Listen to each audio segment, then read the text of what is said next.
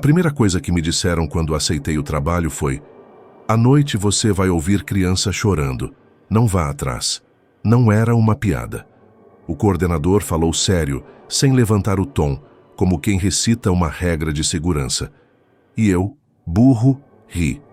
Perguntei se o acampamento tinha fama de assombrado. Ele só me olhou, daqueles olhares que te avisam sem dizer nada. Era um acampamento escolar no interior de Minas, perto de um vilarejo chamado São Miguel da Estiva, nome que já parece ter sido inventado por um contador de causos. Um campo de futebol de terra batida, umas 12 cabanas de madeira, refeitório comunitário e um galpão maior onde as crianças faziam atividades quando chovia. Cercado de mata fechada dos 3 lados. A entrada era uma estradinha de terra tão estreita que se 2 carros se encontrassem, um teria que voltar de ré. O lugar recebia excursões escolares, principalmente no verão. Mas eu entrei em setembro, baixa temporada. Só uma escola particular tinha alugado a estrutura por uma semana, com 60 alunos de 12 a 14 anos. Eu trabalharia das 22 horas às 6 horas, fazendo rondas a cada 30 minutos e cuidando da segurança. Ou seja, basicamente andar no escuro enquanto os outros dormem. A primeira noite foi tranquila. O silêncio no mato é pesado. Parece que o som fica preso nas folhas. A única coisa que incomodava era o cheiro de madeira molhada e o som constante dos sapos. Às 3 horas, ouvi um estalo forte vindo da mata, mas podia ser qualquer coisa. Por via das dúvidas, liguei a lanterna e fui checar. Nada. Silêncio. Na segunda noite, a coisa ficou diferente. Eram 2h46 da manhã. Lembro do horário exato porque tinha acabado de anotar no caderno de ronda. Eu passava atrás das cabanas, seguindo o trajeto padrão. Estava tudo escuro. De repente ouvi uma voz fina, parecendo uma criança. Mãe! Parou meu corpo. Foi no meio da trilha, a uns 15 metros do mato. A voz veio da mata, da escuridão total, fraca, mas clara. Dei 2 passos na direção e falei alto. Tá tudo bem aí? Silêncio. Mais um passo. Alguém aí? Então ouvi outro som. Não era a criança. Era uma espécie de clique seco, como galho quebrando, só que mais firme. E depois, outra vez. Mãe, idêntica à primeira. Idêntica mesmo. Mesma entonação, mesmo tom, como se alguém tivesse apertado um botão e tocado o mesmo áudio. Voltei lentamente. Não sou herói. Marquei o ponto da trilha com a lanterna e fui até o refeitório chamar o monitor da escola, um cara chamado Rodrigo. Ele estava cochilando no banco com um cobertor. Quando expliquei, ele não reagiu, só falou: não vai atrás, já te avisaram. Tentei insistir e ele só repetiu: não vai. Na terceira noite, a coisa escalou. Era quase 4 horas da manhã quando ouvi passos perto do galpão principal. Passos leves, curtos, mas contínuos, como se alguém caminhasse descalço na terra batida. Eu estava atrás da cozinha e dei a volta rápido com a lanterna. Nada. Mas quando apaguei a lanterna, ouvi: mãe, não na mata, dentro do galpão. Entrei devagar, lanterna baixa. As janelas eram todas cobertas com panos pretos. O cheiro ali dentro era mais forte, uma mistura de mofo, giz e algo adocicado, como frutas passadas. Caminhei até o meio do salão. Tem alguém aí? Silêncio. Apaguei a lanterna por um segundo. Só por curiosidade, só para ver. O que vi foi impossível de explicar. Tinha algo se movendo no fundo, algo baixo, agachado talvez, mas o pior era o som. Não um grito. Um tipo de respiração acelerada, quase um riso abafado. Quando liguei a lanterna, não havia nada. Voltei andando sem correr. Tranquei o galpão com o cadeado e não falei nada para o Rodrigo, mas anotei tudo no caderno, palavras curtas, só para ter registro. Na quarta noite tudo parou. Silêncio total. Nem sapos nem grilos. Nada. Como se o mato tivesse sido desligado. Eu não ouvi a voz da criança, mas vi pegadas, pequenas, descalças, na terra molhada, indo da trilha até o galpão. E depois voltando, mas com outro espaçamento, como se estivessem pulando. No fim da semana, quando a escola foi embora, comentei com o coordenador do acampamento. Ele só disse: teve um incêndio ali. Faz uns 12 anos. Dormiam 40 crianças naquele galpão. Uma vela virou numa atividade de noite do medo. 37 saíram, 3 não. Fiquei em silêncio. E ele completou. A gente manteve o galpão como tá. Nunca reformou. E todo vigia novo ouve a mesma coisa. Mas é só se responder que a coisa continua. Eu pedi demissão na mesma noite. Mas nunca deixei de pensar numa coisa. Eu não respondi sim, não perguntei quem tá aí. Não chamei por ninguém. Só disse, tá tudo bem aí? Então por que ainda ouço aquela voz de vez em quando, mesmo quando tô em casa?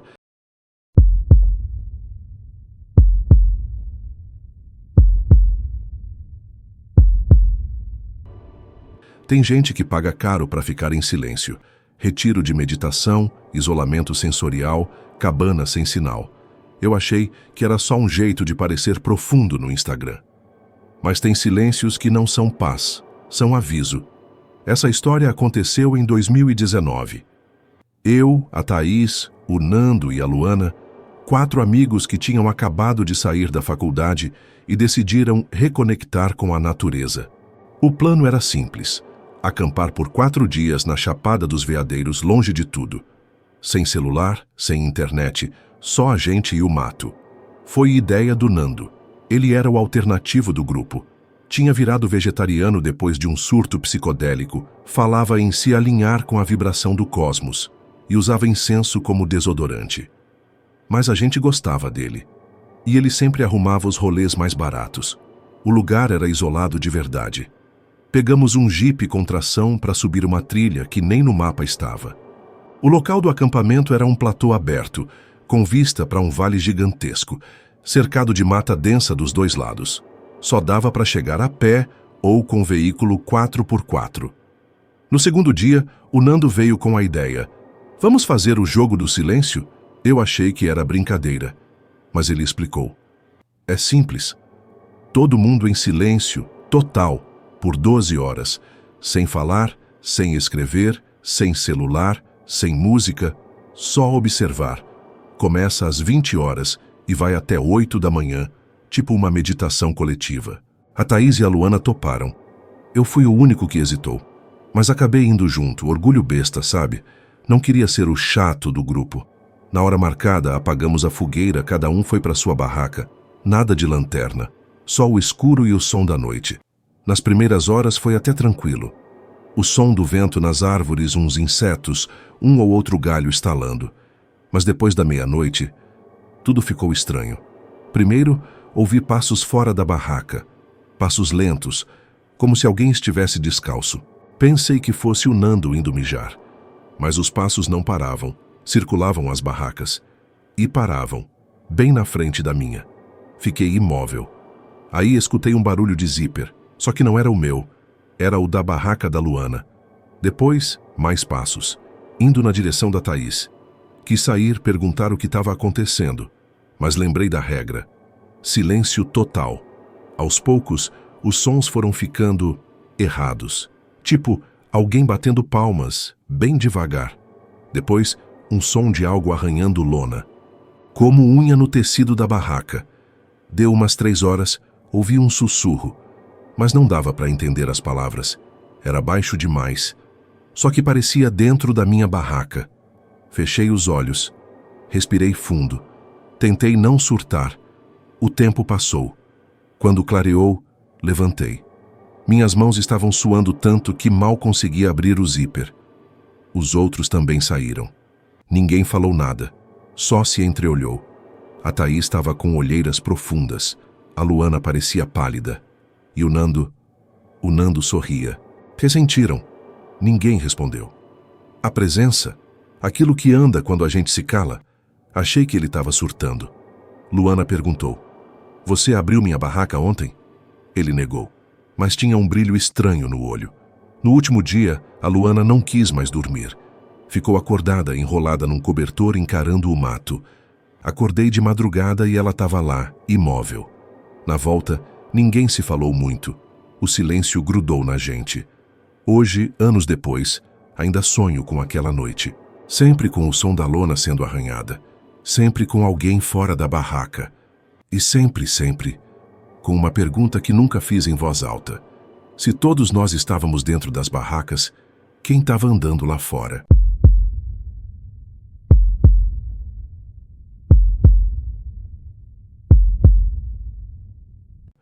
Quando eu era criança, meus pais me ensinavam a contar portas antes de dormir. Era um jeito deles me deixar mais seguro. Conta as portas e janelas. Se estiverem todas trancadas, está tudo certo. Eu cresci com esse hábito. E foi exatamente isso que me fez perceber que tinha algo errado naquela noite. Essa história aconteceu em Ubatuba, litoral norte de São Paulo. Era baixa temporada e eu e minha namorada, a Carol, decidimos fazer um acampamento improvisado numa praia mais deserta. Ela conhecia uma trilha que levava a uma praia sem acesso por carro. Só areia, mata e mar. Perfeito. Levamos 2 mochilas, uma barraca de casal, comida para 2 dias e um isqueiro. O clima estava bom e a trilha era pesada, mas linda. Chegamos lá no fim da tarde e só tinha a gente. Montamos a barraca num canto protegido por pedras, perto da vegetação. Vista incrível. Perto o bastante do mar para ouvir as ondas, mas longe o bastante para não correr risco de maré. À noite, fizemos uma fogueirinha. Comemos pão com sardinha e ficamos conversando olhando para o céu. Aquela coisa de casal em fase boa. Foi só por volta da meia-noite que notei. Amor, você viu alguém passar por aqui hoje? Ela franziu a testa. Não. Por quê? Apontei para o outro lado da praia. Entre as árvores, uns 30 metros dali, tinha outra barraca. Azul escuro, meio apagada, mas dava para ver o contorno. Só que a gente chegou primeiro e a praia estava vazia. Tava ali antes? Não. Tenho certeza que não. A gente ficou observando. Nada de movimento, nenhuma luz. Silêncio total, só o mar e o vento. Talvez chegaram agora, ela disse. Deixaram montada e foram dormir. Sem lanterna, sem barulho nenhum. Aquilo me incomodou, mas tentamos ignorar. Fomos dormir. A barraca nossa tinha 2 zíperes, um na porta principal e um pequeno, na janela lateral. Quando deitei, fechei os 2. Olhei para Carol. Ela já estava quase apagando. E aí ouvi. Zip. Olhei para o lado. O som veio da lateral, mas o zíper continuava fechado. Zip. Dessa vez, mais perto. Como se alguém mexesse no zíper de outra barraca, mas muito próximo da nossa. Você ouviu isso? Sussurrei. Ela assentiu, os olhos abertos. Peguei a lanterna. Respirei fundo. Abri um pouco a porta. Nada. Apontando a luz, varri o terreno ao redor. A barraca azul ainda estava ali. Só que estava virada para a gente. A entrada dela apontava direto para nossa barraca. E aí reparei num detalhe. Tinha 3 zíperes. Um na entrada e 2 laterais. Um deles estava entreaberto. Voltei para dentro. Fechamos tudo. Ficamos quietos. De madrugada, houve passos, lentos, circundando nossa barraca. De novo o som de zíper, mas sem ninguém abrir. Só aquele som metálico se arrastando, como alguém puxando devagar, mas devagar. A Carol sussurrou. Tem alguém lá fora? Eu confirmei com a cabeça, sem coragem de responder em voz alta. A gente ficou imóvel até o sol nascer. Quando saímos, a barraca azul não estava mais lá. Nenhum sinal, nenhum rastro, nada. A areia ainda estava lisa, como se ninguém tivesse estado ali. Mas a coisa que mais me gelou foi encontrar do lado da nossa barraca um zíper pequeno, solto, como se alguém tivesse deixado ele ali. Um zíper que não era nosso.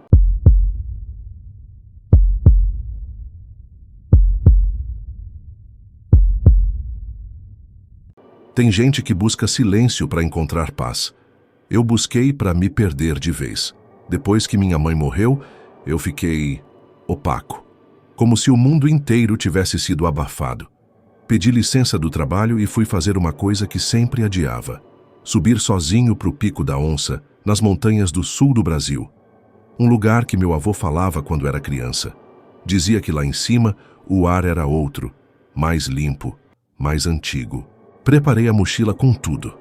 Barraca leve, comida desidratada, água, GPS offline, lanterna, canivete, isqueiro. Planejei tudo. A subida era lenta, um caminho estreito, cheio de curvas e trechos de pedra. Mas cheguei. E era do jeito que meu avô descrevia. Um platô amplo com vista para 3 vales diferentes. Parecia um lugar fora do tempo. Montei acampamento perto de uma formação rochosa que protegia do vento.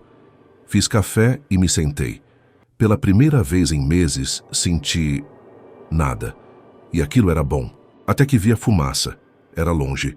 Um fio cinza subindo entre as árvores no vale oposto. Pequeno demais para ser incêndio. Parecia uma fogueira. Olhei no relógio. Quase 17 horas. Tinha luz ainda. Peguei a lanterna só por segurança e desci pela trilha lateral. A cada 10 minutos parava e olhava para a fumaça. Sempre no mesmo lugar. Constante. Humana. Depois de uns 40 minutos, cheguei numa clareira. E ali, no centro, tinha uma vila. Não uma vila moderna. Eram 7 casas pequenas, feitas de madeira e barro. Tudo com aparência de abandono. Portas escancaradas, telhados com buracos. Mas a fumaça ainda subia. Vinha da chaminé da casa maior. Me aproximei. O chão fazia barulhos secos sob meus pés. Nenhum som humano, nenhum pássaro. Na porta da casa maior chamei.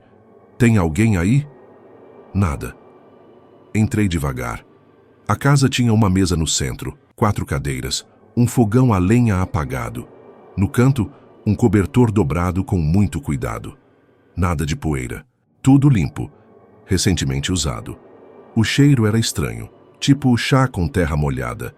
Subi a escada de madeira que rangia a cada passo. No andar de cima, um corredor curto com 2 portas, uma fechada, outra entreaberta. Empurrei a porta aberta com o dedo. Era um quarto. Cama de solteiro, cobertor de lã grossa, uma boneca no chão. Mas o que me parou foi o som. Um som tão baixo que achei que estava imaginando. Alguém respirando. Do outro lado da parede. Fiquei imóvel. Encostei o ouvido. Definitivamente tinha alguém ali. Respiração longa, profunda, como sono. Mas irregular. Como se a pessoa estivesse sonhando agitado. Dei um passo para trás. A madeira estalou. A respiração parou. Desci as escadas sem correr, mas sem pausas. Saí da casa e olhei para trás. A fumaça tinha parado. Voltei pela trilha o mais rápido que consegui. O ar parecia mais denso, o caminho mais longo. Quando cheguei de volta ao platô, já escurecia. Entrei na barraca, fechei tudo e fiquei lá, coração disparado. Na madrugada ouvi algo. Não vento, não bicho. Passos. Passos vindo da trilha. E depois, uma voz. Seca, baixa, masculina. Fica aí. Silêncio. Fica aí. Mais nada. Esperei até o amanhecer para sair. A vila nunca existiu em nenhum mapa, nenhuma menção, nenhum registro. Mas às vezes, quando o tempo está seco e o vento sopra do sul, dá para ver uma fumaça subindo naquela direção. E eu só penso em uma coisa. Aquele que respirava, agora sabe meu cheiro.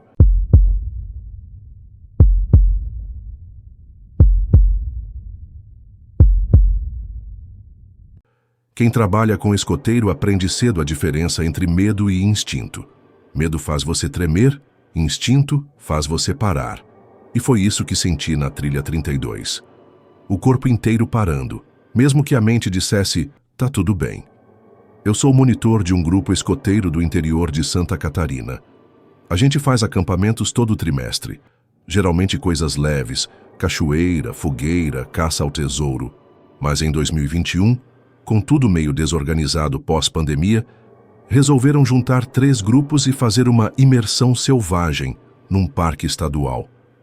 Eu fui um dos 2 monitores mais experientes. O outro era o Vitor, mais velho, calado, daqueles que já viram coisa demais e falam de menos. No mapa, a trilha que faríamos era numerada como 32. Ninguém deu atenção, mas um guarda florestal local veio falar com a gente baixinho. A 32 não é recomendada, viu? É fechada, meio sem manutenção. O Vitor perguntou. Algum risco? O guarda hesitou. Não é isso. É que ela é esquisita. Tem gente que se perde mesmo andando reto. Achamos exagero. Levamos bússola, GPS, fitas de marcação, tudo certo. Primeiro dia foi tranquilo. Montamos acampamento numa clareira e fizemos as atividades. De noite, a floresta fazia barulhos normais, mas tinha uma coisa diferente. Os grilos paravam todos de vez em quando, tipo, silêncio total por 5 segundos. Depois, voltava. A floresta não faz isso à toa. No segundo dia, um dos meninos, Caio, 13 anos, veio me falar que ouviu alguém chamando o nome dele durante a madrugada. A gente riu. Brincamos que era o bicho da trilha. Mas naquela mesma noite, mais 2 disseram a mesma coisa. E a Luísa, de 11 anos, chorou. Disse que uma sombra ficou parada na beirada da barraca dela por mais de 1 hora. Só parada. O Vitor chamou os monitores num canto. A gente precisa sair daqui amanhã. Eu concordei. Mas o problema era, a trilha não batia com o mapa. O GPS travava. As fitas que a gente tinha amarrado sumiram. Repetindo, as fitas sumiram. A gente amarrou em árvores, visíveis, em linha reta, todas desaparecidas, como se alguém tivesse passado e recolhido uma por uma. O Vitor não falou nada, só olhou para a floresta e sussurrou. É a trilha 32, né? Começamos a tentar voltar pela memória, mas a floresta parecia diferente, como se tivessem trocado as árvores de lugar. As crianças começaram a reclamar de sons, mas não sons de bicho, sons de gente, vozes baixinhas como sussurros no ouvido, e depois risadas, risadas infantis. Só que fora de ritmo, como se alguém estivesse imitando risada humana, mas errando o tempo. Na terceira noite, um menino desapareceu. O Pedro. Acordamos e a barraca dele estava vazia, aberta, com o zíper virado para dentro, como se alguém tivesse entrado, não saído. Começamos a procurar, gritamos, chamamos. Nada. Depois de 3 horas, achamos ele, parado, de costas, no meio de uma formação de pedras. Descalço, sujo, sem piscar. Aproximamos devagar, ele estava tremendo. Quando perguntei o que aconteceu, ele disse só uma coisa. Ele me achou primeiro. Não quis, ou não conseguiu me explicar. Saímos daquela trilha o mais rápido que deu. O Vitor cortou o caminho usando o sol e o som da água. Andamos direto, sem parar para comer. Quando chegamos ao ponto inicial, o guarda estava lá. Ele só olhou para a gente e disse, "Vocês ouviram também, né?" Eu perguntei, "O quê?" Ele respondeu, "O bicho, aquele que só anda na trilha 32. Hoje, todo ano, a gente repete a mesma coisa para os novos escoteiros. Evite a trilha 32, porque tem uma coisa lá que gosta de gente que dorme em barraca. E a gente não diz isso para assustar. A gente diz porque uma vez ela quase levou o Pedro, e até hoje ele não conta o que viu, mas toda noite dorme com uma faca debaixo do travesseiro.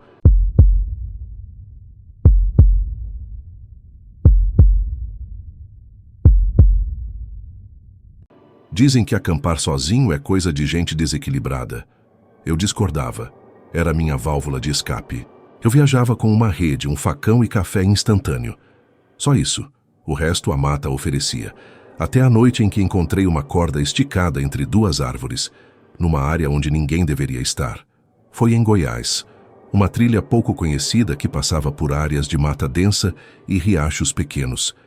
Acampei num ponto alto, onde dava para ver as estrelas entre as copas das árvores. Armei a rede entre 2 árvores retas, bem firmes. Jantei feijão enlatado e fui dormir com o som do mato me embalando.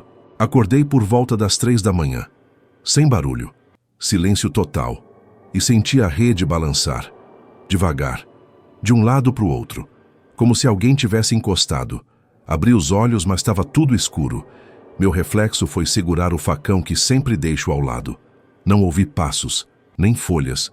Só aquela sensação gelada, como se o corpo soubesse algo que a mente ainda não entendeu. Fiquei ali, parado, esperando o dia clarear. Quando amanheceu, fui urinar e caminhar um pouco. E então vi uma corda esticada entre 2 árvores uns 20 metros da minha rede. Nova, amarela, grossa, com 2 nós no meio, espaçados, como se alguém tivesse treinando laços ou enforcamentos. Não era minha, e eu estava sozinho ali, Dei meia volta, catei tudo em tempo recorde e desci a trilha sem olhar para trás. O problema foi que, depois de 20 minutos de caminhada, vi outra corda, mesmo tipo, mesmo 2 nós, em outra parte da mata, como se alguém estivesse indo na mesma direção que eu, antes de mim. Cheguei no carro suando. Desci em velocidade. Não parei até chegar na cidade. Dias depois, sonhei com a corda. No sonho, alguém amarrava os nós com as mãos invertidas, mãos longas, finas, e dizia em voz baixa: um nó pro corpo, um nó pro medo. Não acampo sozinho desde então, mas às vezes, andando pela cidade, vejo um fio de varal esticado, um cabo de vassoura encostado em 2 árvores, e sinto o estômago revirar. Porque não importa o lugar, se você ver 2 nós numa corda que não é sua, corre.